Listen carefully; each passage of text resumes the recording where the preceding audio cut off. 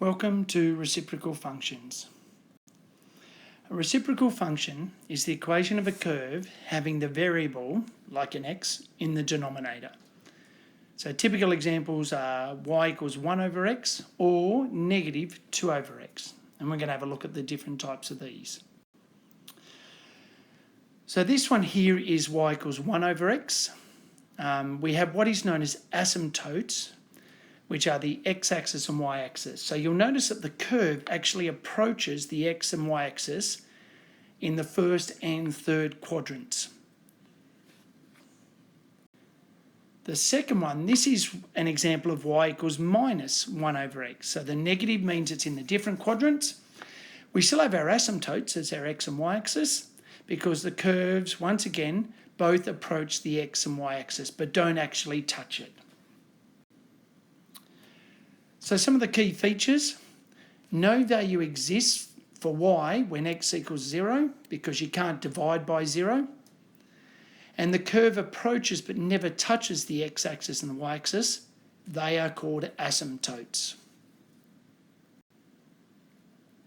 So when we look at a reciprocal model, so a real life situation, it models this using the formula y equals k over x, where k represents some number.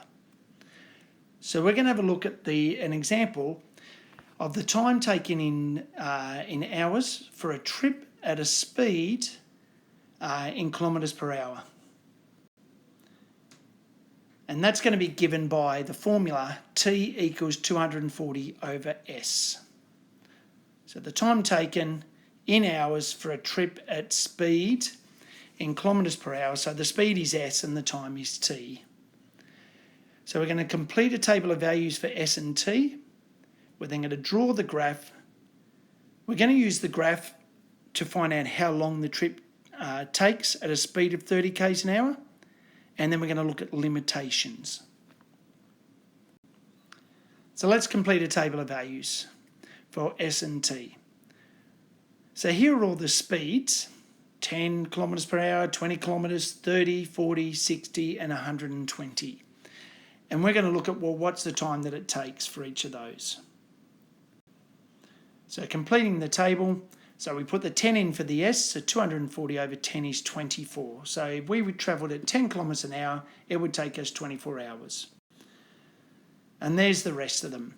So speed, so 20 kilometres an hour is 12 hours, 30 kilometres an hour is 8 hours, 40 kilometres an hour is 6 hours, 60 kilometres an hour is 4 hours, and 120 is 2 hours.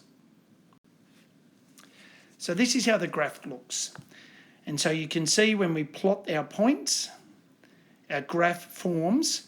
Because we're only looking at the positive values, it just forms in the top right quadrant or the first quadrant. Notice that it approaches the x and y axis, or in this case, it approaches the s and t axis. How long did the trip take at a speed of 30 kilometres an hour? So if we look at our graph, you'll see that it's somewhere around 7 or 8 hours. So if that's what you were using, you would approximate. But we can use the formula to obtain the exact answer. So the time it takes is 240 over the speed, so 240 over 30 gives us 8 hours. What limitations? Well, some of the limitations are you can't have negative speed or time, so that's why we only had that positive graph.